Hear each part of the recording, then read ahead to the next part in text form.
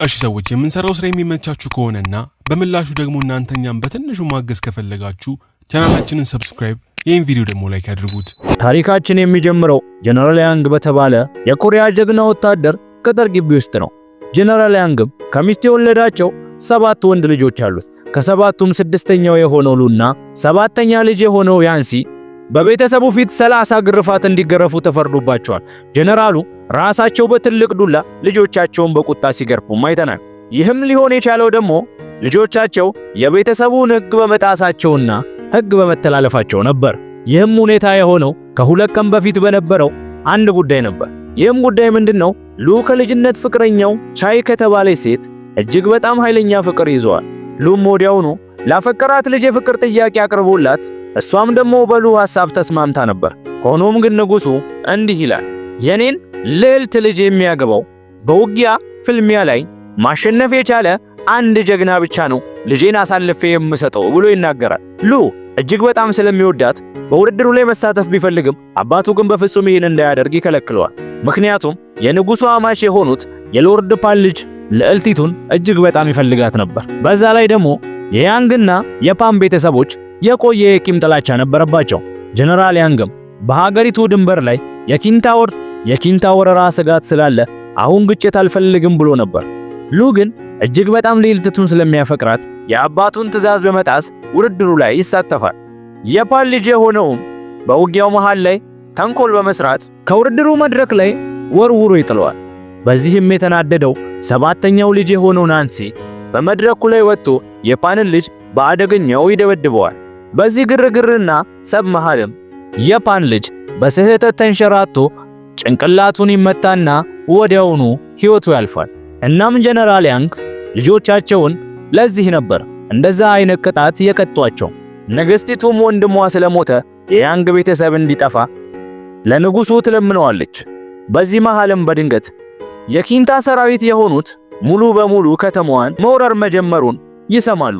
የኪንታ ወረራ መሪያቸው ደግሞ ዩዋን ይባላል። ዩዋንም በጀነራል ያንግ ላይ እጅግ በጣም ቂምና ሊበቀል የሚፈልግ ሰው ነበር። ምክንያቱም ጀነራል ያንግ ከዓመታት በፊት በተደረገው ጦርነት የዩዋንን ወላጅ አባት ገሎበታል። ንጉሱም ጀነራል ያንግን 60,000 ሰራዊት ይዞ እንዲዘምት ትዕዛዝ ይሰጠዋል። ነገር ግን በዚህ ውጊያ ላይ ደግሞ ሎርድ ፓን የጦርነቱ የበላይ አዛዥ ሆኖ እንዲሾም ተደረገ። ጀነራል ያንግም ወደ ቅጥር ግቢው በመመለስ ለውጋው የሚያስፈልገውን የጦር መሳሪያና ትጥቁን ሲያሟላ የተመለከተችው ባለቤቱ እጅግ በጣም ስትጨነቅ እንመለከታታለን። እባክህ ፍቅሬ፣ ሎርድ ፓን በጣም ተንኮለኛ ነው፣ ዩዋን ደግሞ በሌላ በኩል ለአባቱ በቀል ይፈልጋል ብላ ልታስቀረው ብትሞክርም ጀነራሉ ግን መጀመሪያ ላይ ሀገር ናት የምትቀርመው ብሎ ሀገሩን ለመጠበቅ ትጥቁንና ጦሩን ሸምቶ ወዲያውኑ ይወጣል። በጦርነቱ ላይም ጀነራል ያንግና ቤተሰቦቹ በታላቅ ጀግንነት ይዋጋሉ። ሆኖም ሎርድ ፓን ሰራዊቶችን ይዞ በመሸሹ ጀነራል ያንግ በውጊያው ቦታ ላይ ብቻውን ይቀራል። ዩዋንም ወዲያውኑ ጀነራል ያንግን በቀስት ከሩቅ ወርውሮ በመማታት ከፈረሱ ላይ እንዲወድቅ ያደርገዋል።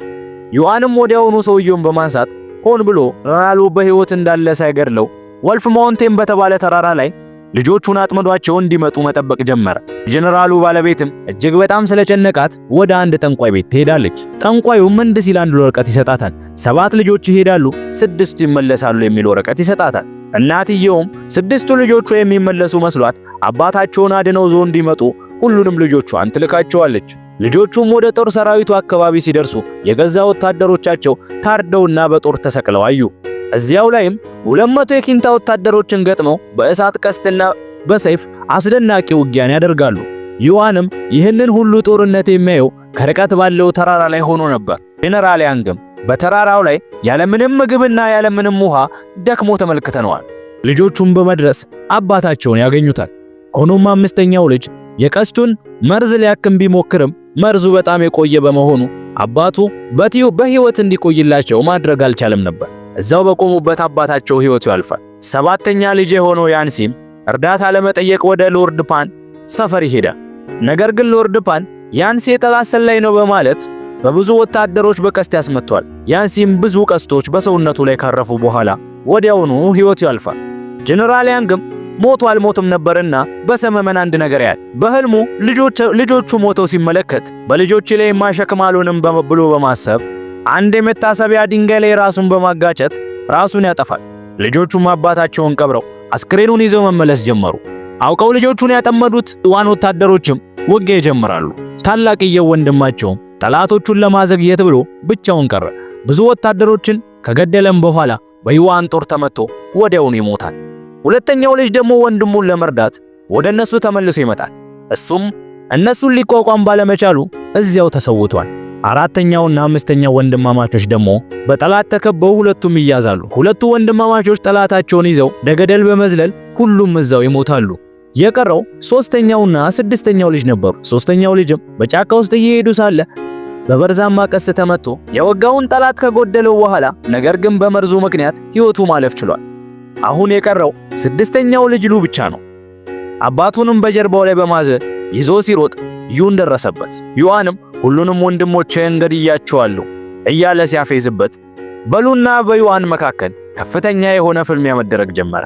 ሉ አካሉ ቢደክምም በአእምሮ ግን የወንድሞቹን ሞትና የአባቱን ሞት እያሰበ በታላቅ ወኔ ተዋጋ። በመጨረሻም ሉ የዩዋንን ሰውነት በጩቤ በመውጋት ገደለው። ሉም የአባቱን አስክሬን በመሸከም እናቱ ዘንድ ደረሰ። እናትየውም ልጇ ብቻውን መመለሱን ስትመለከት የትንቢቱ ትርጉም ያኔ ገባት።